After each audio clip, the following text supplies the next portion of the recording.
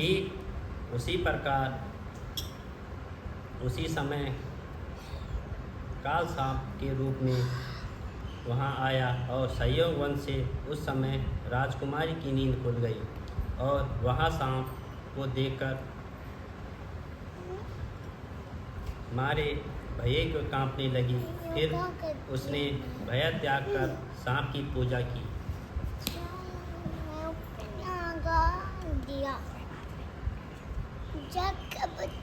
पीने के लिए उसे बहुत सा दूध दिया।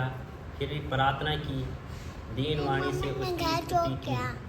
मंगला गौरी ने कहा, मैं उत्तम व्रत करूंगी, मेरे पतिदेव जीवित हो जाएं और चिरंजीव हुए। देखते देखते सांप कमंडल में प्रवेश कर गया और अपनी कुछ की चोली में राजकुमारी ने कमंडल का मुख बांध दिया। उस समय राजकुमार अपने शरीर के अंगों को ऐंठते हुए जागकर उठ कर और बैठ गया और उसने राजकुमारी से कहा, मुझे बहुत भूख लगी है। राजकुमारी ने माता के समीप जाकर लड्डू आदि लाकर राजकुमार को खाने के लिए दिया। फिर राजकुमार ने प्रसन्न होकर भोजन किया। हाथ धोते हुए समय उसका हार गिर गया और पान खाकर दोबारा सो गया। उसने सोने के बाद राजकुमारी कमंडल को बाहर फेंकने के लिए गई और लेकिन विधि के विधान से बाहर जाते समय चमकते हुए हार की चमक देखकर चकित रह गई। उसने उस घट में स्थित हार को अपने गले में पहन लिया। थोड़ी रात बाकी रहने पर चिरायु का मामा आकर उसे ले गया। चिरायु के जाने के बाद वर्षिप्या जन सुकेतु को वहाँ ले आए और मंगला गौरी के सुकेतु को देखकर कहा, यह मेरा पति नहीं है। इस पर वर्षिप्या जनी ने राजकुमारी से कहा, यह तुम क्या कह रही हो? यदि पहचान सको तो। मंगला गौरी ने कहा, रात को मेरे पति ने मुझे जड़ाव हार दिया। उस हार के रत्नों की सुंदरता यह बतलाई, यह कोई अन्य ही है। रात्रि में आम्रसेचन के समय मेरे पति का केसर युक्त पद मेरी जांघ में लगा हुआ था। सब लोग उसे देखो। रात के समय मेरे पति और मेरे बीच बातचीत हुई थी और हमने क्या भोजन किया था, यह बतलाइए। यह मेरा पति होगा। तो मंगला गौरी की बात सुनकर वर पक्षजनों ने कहा, ठीक है, लेकिन सुकेतु उपयुक्त प्रश्नों में से किसी एक का भी उत्तर नहीं दे सका। इस पर कन्या पक्ष वालों ने उसके साथ राजकुमारी को भेजने से इनकार कर दिया और वर पक्ष जन अपना सा मुँह लेकर आए और वैसे ही लौट गए। मंगला गौरी के पिता महाराजा वीरसेन ने प्रसन्न होकर एक महान यज्ञ रचाया और यह भी सुना कि वर पक्ष जन किस प्रकार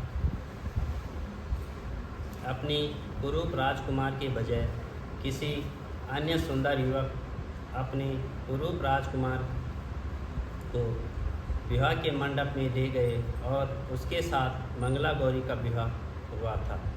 अब मंगला गौरी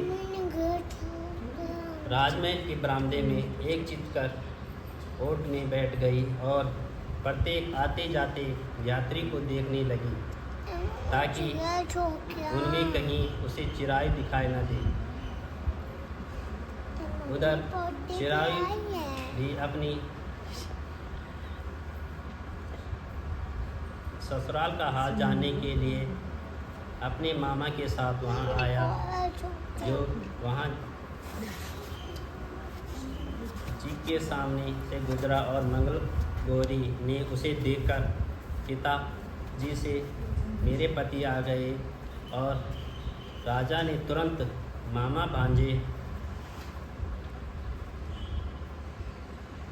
को राजभवन के भीतर बुलाया और मंगला गौरी बतलाई हुई निशानियों पर चिराग में मौजूद थी। राजा ने वस्त्रवरण, अश्व, गज, रथ तथा अन्य सी चीज़ों के साथ मंगला गौरी को चिरायु के साथ कर दी। उसके बाद चिरायु राजा वीरसेन से विदा होकर अपनी पत्नी एवं मामा के साथ कुल नंदन सेना सहित अपने घर को गया। जब माता पिता के लोगों के मुख से उसकी वापसी के संबंध में सुना तो इस बात का विश्वास नहीं था। वह सोचने लगा कि भाग्य के विपरीत कैसे हो सकता है।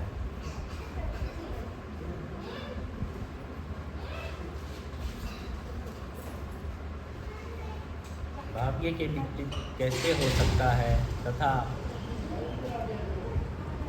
वह सोच के राजकुमारी ने चिरायु के माता पिता उसका सिर चूमा और आनंद का कोई परावार ना रहा। फिर उसने पुत्रवधू को अपनी गोदी में बिठाकर उसे सारा हाल चाल पूछा।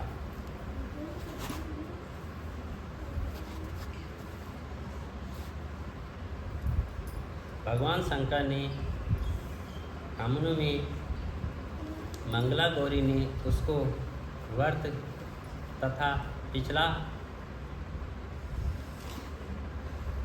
समस्त घटनाक्रम बतलाया तथा हे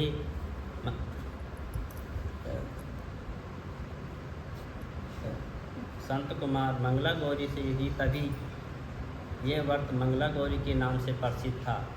इसे जो भी कोई भी सुनेगा तथा इसका कीर्तन करेगा उसको सभी मनोरथ सिद्ध हो जाएंगे। तथा सहनस्या नहीं। श्री सूत जी बोले, हे ऋषिगण, भगवान शंकर संत कुमार इसे व्रत को कहा गया है कि इस कार्य की सिद्धि वाले व्रत को सुनकर गदगद हो उठे और उनके सुनने के परमानंद की प्राप्ति हुई। बोल शंकर भगवान की जय।